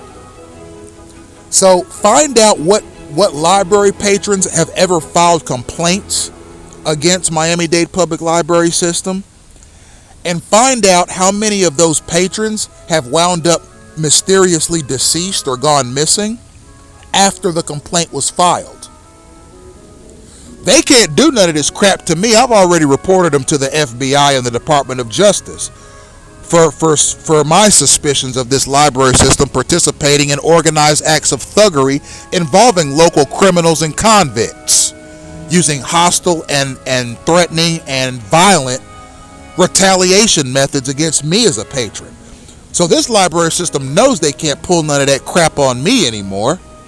But I challenge the FBI and the Department of Justice to do research on persons in Miami-Dade County who have mysteriously passed away who had library cards in Miami-Dade Public Library system, who may have had incident reports at Miami-Dade Public Library system. Do a generalized search of anyone in Miami-Dade County who has mysteriously passed away or who was killed, where the killer was never caught. How many of those victims had library cards with Miami-Dade Public Library system?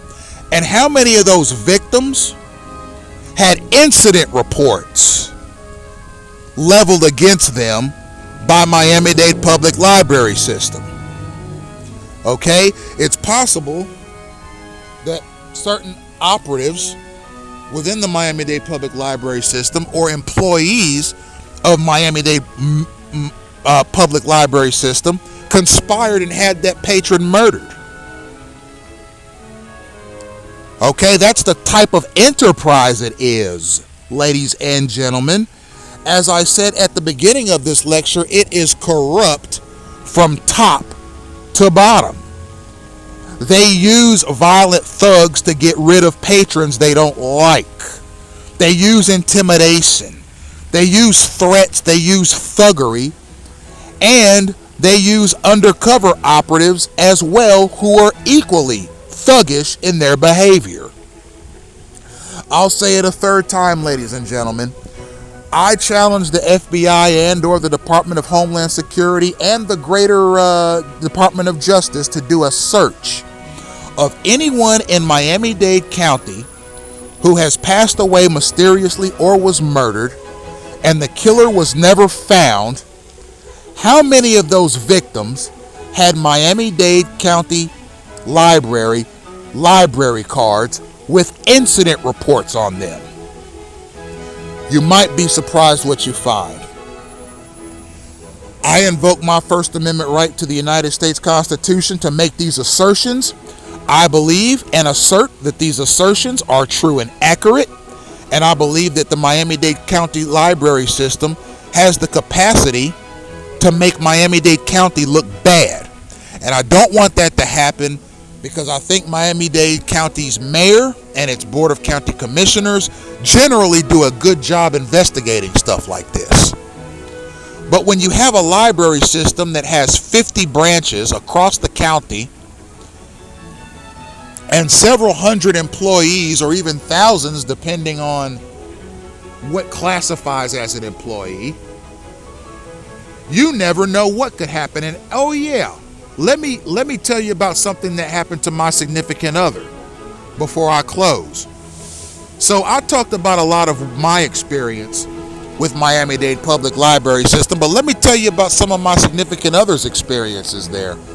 She's 5'3", 125 pounds. Sometimes the staff members go out and get thugs, or they signal them, or whatever they do, call them, to come into the library and pester and harass her, to get rid of her. Okay? One of the janitorial staff's boyfriends drove his van up to her one day while she was sitting down in front of the library. He backed his van, his minivan, up to her and parked it with the motor still running and started revving his engine, blowing exhaust fumes and carbon monoxide in her face. This is one of the janitorial staff at Miami-Dade Public Library System's boyfriend that did this to her. No doubt in my mind did someone in the Kendall Lakes, downtown, Aventura, or Miami Beach branches set that up. When I saw this, okay, I was coming around the corner from the Target store. I saw this happening one night.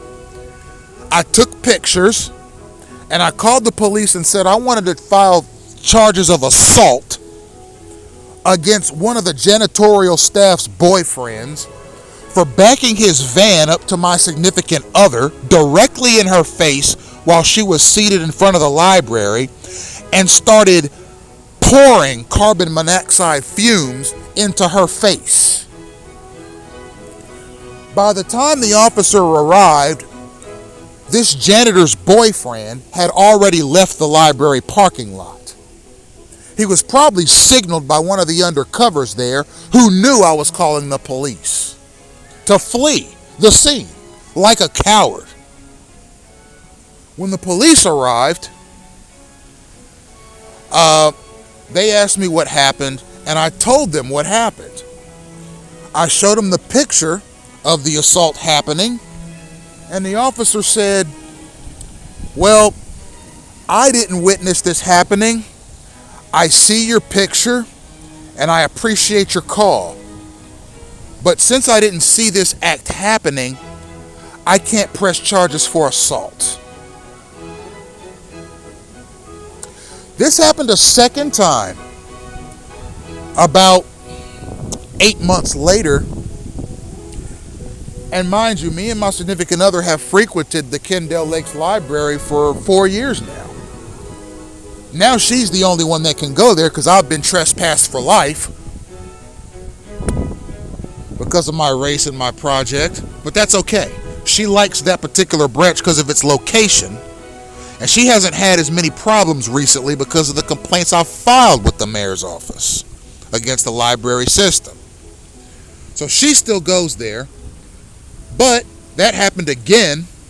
I took pictures, I sent them to the mayor, and I called the police again, and a similar result. He fled, probably from some signal given to him by an operative.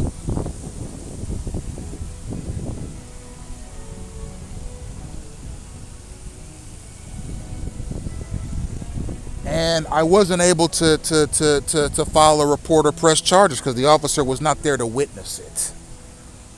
That's the kind of thuggery Miami-Dade Public Library System as an entity uses against patrons that it doesn't like. And mind you, you don't have to be threatening. You don't have to be frightening.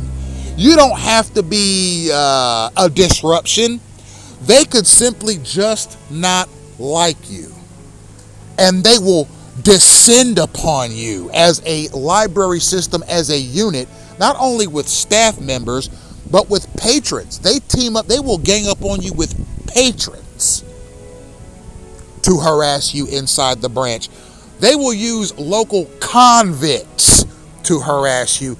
They will file false police reports. They will use false incident reports. They will use libel, slander, and character defamation. They will use insults against you. They will use chemical attacks, acts of violence, robbery. Okay, some thug that frequents the library system robbed my significant other one night. She was taking a nap, sitting up, waiting on me to get back. She dozed off. That happens. She was listening to music outside the library on her phone,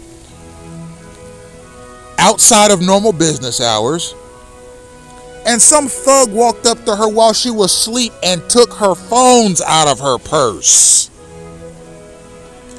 That thug goes to the library every day. There's a convicted sex offender that's allowed to go there. There are career criminals that go there. There are local thugs that go in there with pistols in their bags.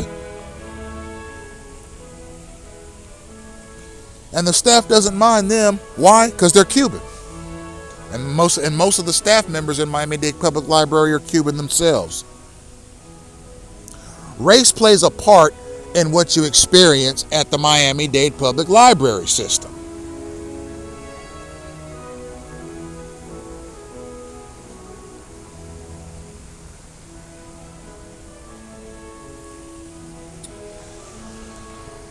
I filed discrimination complaints against Miami-Dade Public Library system with the mayor's office. I filed all kinds of complaints, and right now their latest scheme with me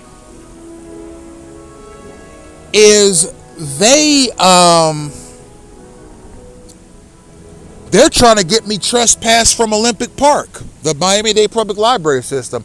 They're actively scheming with local officers. They're probably paying these officers to write damaging reports about me to get me trespassed from Olympic Park. All right? I want to let you know about this before I close. The Miami-Dade Public Library system is conspiring not only with local thugs, but with the police to get me trespassed from Olympic Park, which is not even a part of the library system. It's just behind the Kendall Lakes Library that I've been banned from for life, but it is not a part of the Kendall Lakes Library. Olympic Park is a separate entity altogether and is managed by the Miami-Dade County Department of Parks and Recreation. It's not managed by Miami-Dade Public Library system, but the staff is attempting to utilize its resources as a public entity to get me trespassed from Olympic Park, which is just behind the library, even though I do citizen patrol there and have for 8 months. And here's how they're doing it too.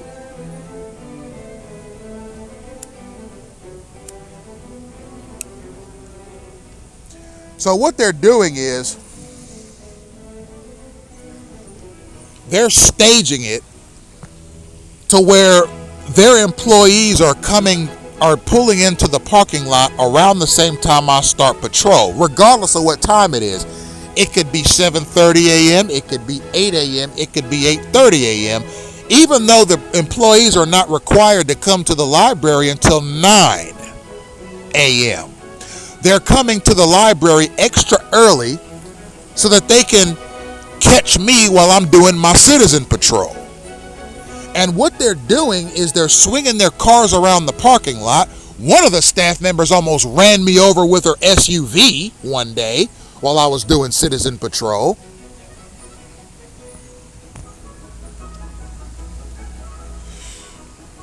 All right, and if you look me up, if you ask the police, ask Miami-Dade Police Department, Hammock Station, about Emmanuel Isaiah Smith. Okay, they will tell you that I do citizen patrol and that I have for 8 months and that I correspond with an officer. Miami-Dade Public Library System is vindictive and retaliatory.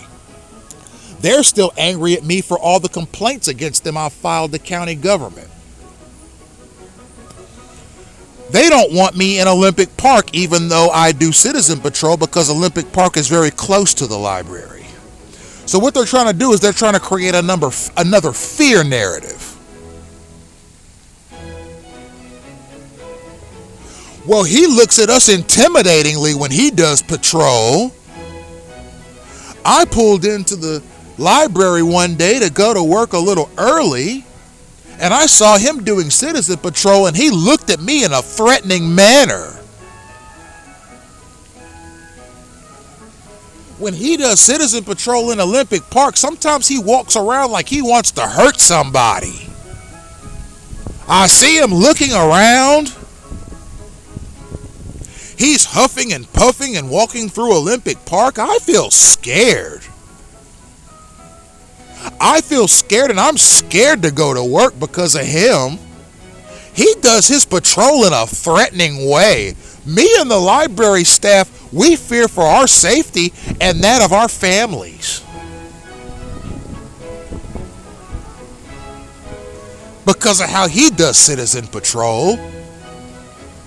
We don't believe he's doing citizen patrol to keep the community safe. We don't care that he responds with an officer after the patrol to let him know what he's observed. We think he's doing citizen patrol to threaten us.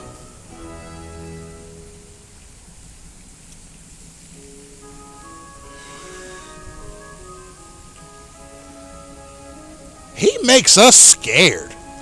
One day I left the library and clocked out to go to lunch, and when I walked out to my car, I saw him walking through the park doing citizen patrol, and he was scary.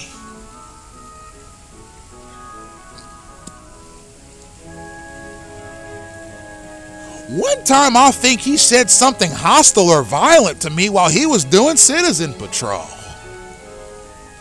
One day he was doing citizen patrol and I saw him peeping through the windows of the library.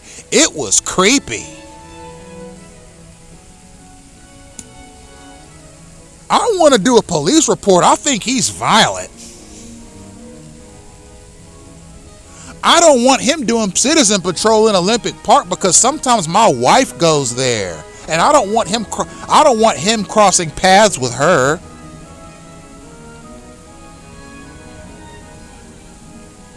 I think he's mentally ill. I don't want him doing citizen patrol. As a library system, we're scared. That's the kind of stuff they're going to the police with. That's the kind of stuff they're documenting in my file. And after, ladies and gentlemen, I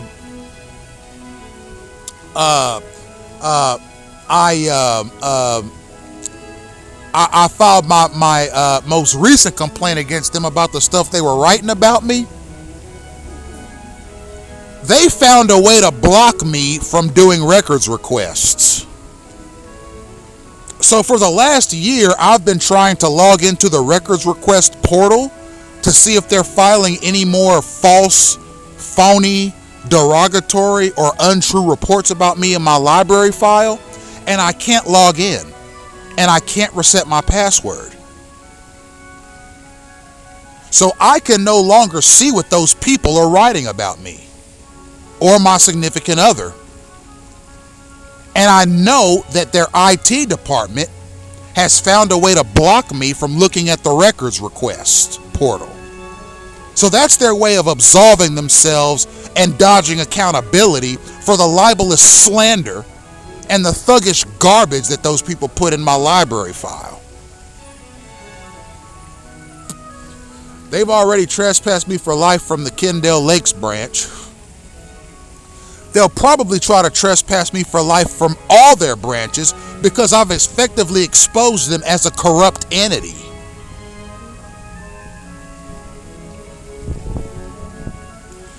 And this is the first and hopefully only lecture that I'll have to do on Miami-Dade Public Library System. But if the need arises and I have to make another video about them, I will. And I'll invoke my First Amendment rights to do so. And if they try to nitpick some phony narrative about me being hostile or threatening to them on my videos on a website that I own, on videos that I design and curate, and the videos that I post to the internet on a business that I started 10 years ago in Dayton, Ohio, they're welcome to, but I'm going to come back with complaints to county government and a lawsuit for civil rights violations. Thank you for tuning in.